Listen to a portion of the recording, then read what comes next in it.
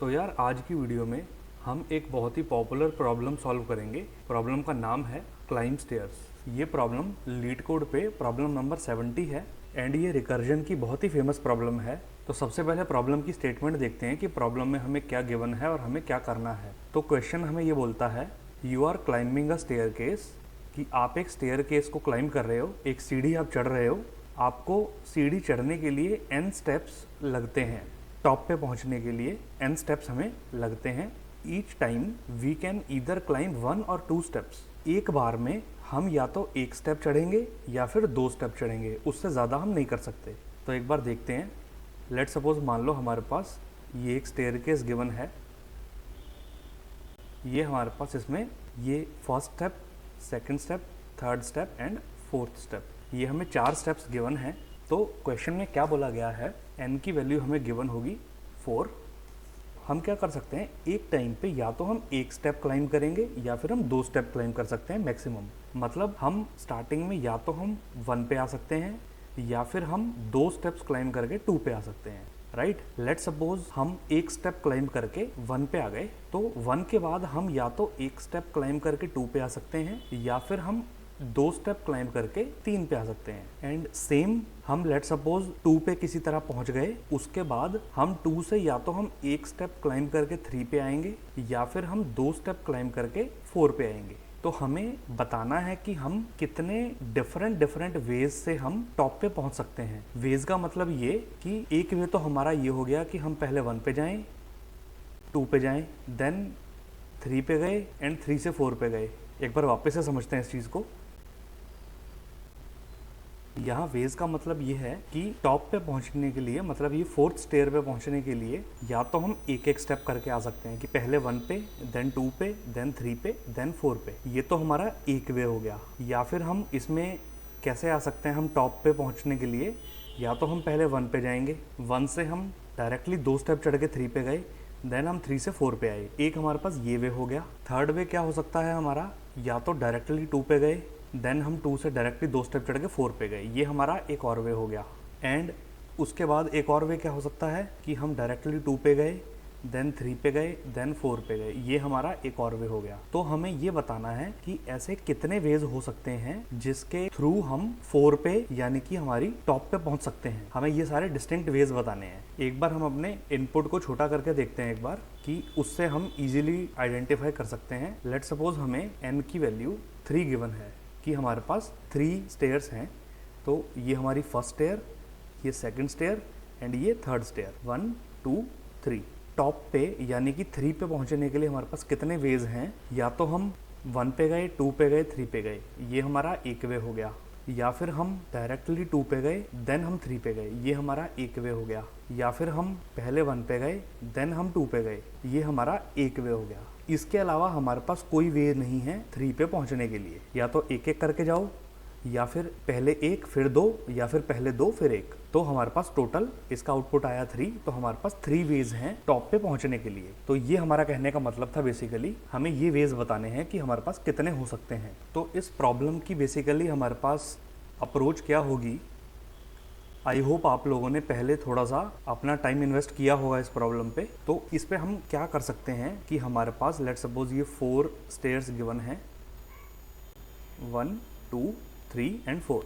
Instead of that कि हम एक एक करके कैलकुलेट करें कि हम पहले 1 पे जाएंगे, फिर 2 पे जाएंगे, फिर 3 पे जाएंगे, ऐसे करके हम अगर कैलकुलेट करें, तो इसके अलावा हमारे पास बेटर अप्रोच क्या होगी, हम अगर डायरेक्टली ये सोचें कि हम अपनी टॉप स्टेयर पे कहाँ से आए होंगे। हम टॉप स्टेयर पे कहाँ से आए होंगे, या तो हम थर्ड स्टेयर से आए होंगे या फिर हम 2 स्टेयर से आए होंगे 2 स्टेप लेके। इसके अलावा हमारे पास तीसरा कोई तरीका नहीं है टॉप पे पहुंचने का। अगर आप देखो, ऑब्जर्व करो ये चीज़ कि nth स्टेयर पे पहुंचने के लिए हम या तो n-1 स्टेयर से आए होंगे या फिर n-2 स्टेयर से आए होंगे। राइट, या तो हम थर्ड स्टेयर से आए होंगे या फिर हम सेकंड स्टेयर से आए होंगे।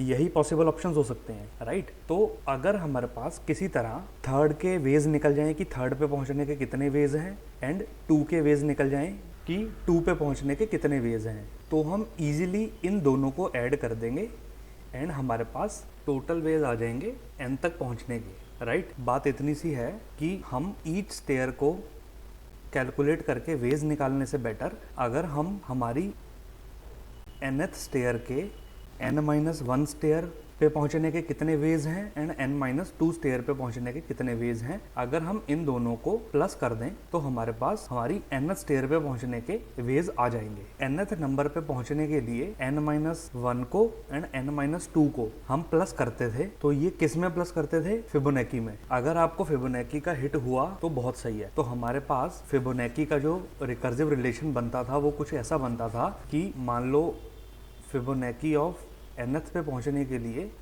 Fibonacci of n-1 plus Fibonacci of n-2, ये हमारा कुछ रिकर्सिव रिलेशन था फिबोनाची के लिए। एंड सेम रिकर्सिव रिलेशन हमारा क्लाइंब स्टेयर्स के क्वेश्चन में भी लगेगा। तो हम चलते हैं डायरेक्टली लीड कोड पे इस क्वेश्चन को सॉल्व करेंगे। ये रहा हमारा लीड कोड, ये सारा क्वेश्चन, ये एक एग्जाम्पल दे रखे हैं कुछ, ये आप खुद एक बार एक्सप्लोर कर लेना। तो ये हमारा फंक्शन है, इनपुट में हमें एक n की वैल्यू मिल रही है। बेस केस हमारे पास क्या होंगे इस प्रॉब्लम के कि अगर तो हमें n की वैल्यू 0 गिवन है, 0 इन द सेंस कि मान लो हमारे पास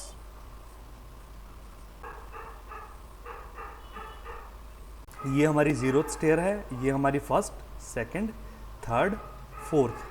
0th स्टेयर पे पहुंचने के लिए हमारे पास एक वे हो सकता है। वो कौन सा वे हो सकता है कि अगर आप लेट सपोज मान लो यहाँ खड़े हो एंड आप इनिशियली 0th स्टेयर पे ही खड़े हो, आपको वापस से 0th पे पहुंचना है, तो आप क्या करोगे?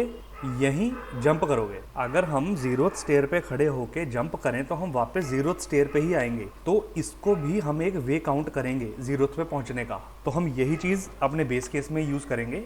अगर हमारे पास n की वैल्यू 0 गिवन है तो हम क्या कर देंगे, हमारे पास एक वे है पहुंचने का 0th स्टेयर पे। अगर हमारे पास n की वैल्यू 1 गिवन है तब भी हमारे पास एक ही वे है 1 पे पहुंचने का।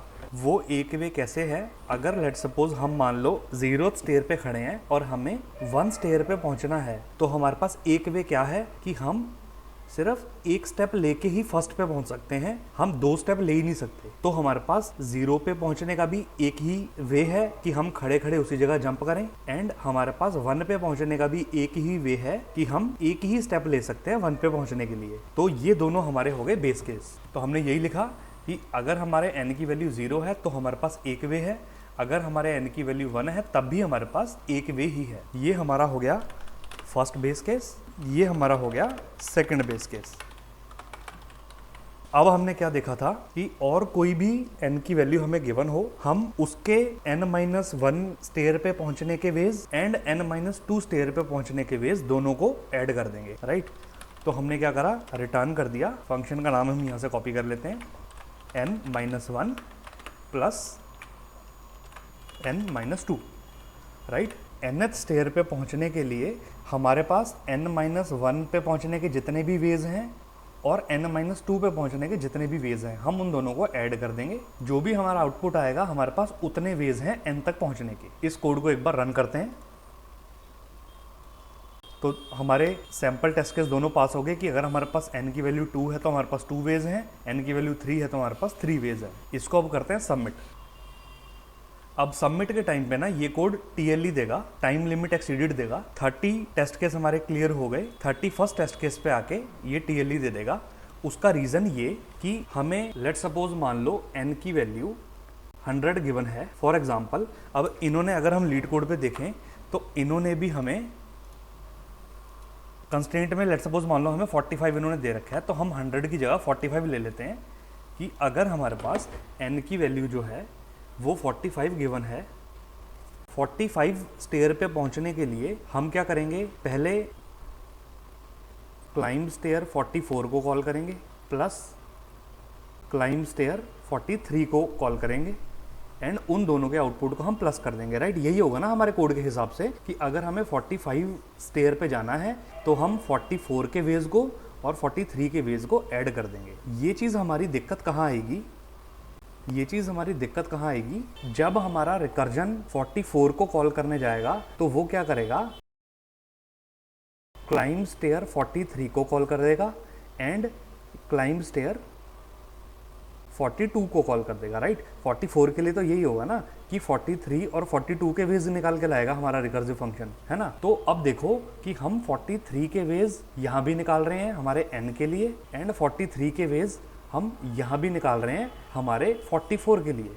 तो ये वापस से बार बार कैलकुलेट करेगा, तो ये बहुत बड़ा नंबर हो जाएगा। तो इसके लिए हमें डीपी लगेगी, डायनेमिक प्रोग्रामिंग। डायनेमिक प्रोग्रामिंग में हम क्या करते हैं, बेसिकली हम जिस भी स्टेयर पे जाते हैं उसके जितने भी वेज होंगे हम उन्हें एक जगह किसी भी वेक्टर में, किसी भी डेटा स्ट्रक्चर में हम उन्हें स्टोर कर लेंगे। तो उससे ईजी होगा कि जब हम इसको कॉल करेंगे तो हमारे पास इसका आंसर तो निकल ही जाएगा, एंड जब हम इसको वापस से कॉल करने जाएंगे तो हमें इसका आंसर ऑलरेडी पता होगा, तो हमें वापस से फाइंड करने की नीड नहीं पड़ेगी, राइट। ये होती है डीपी।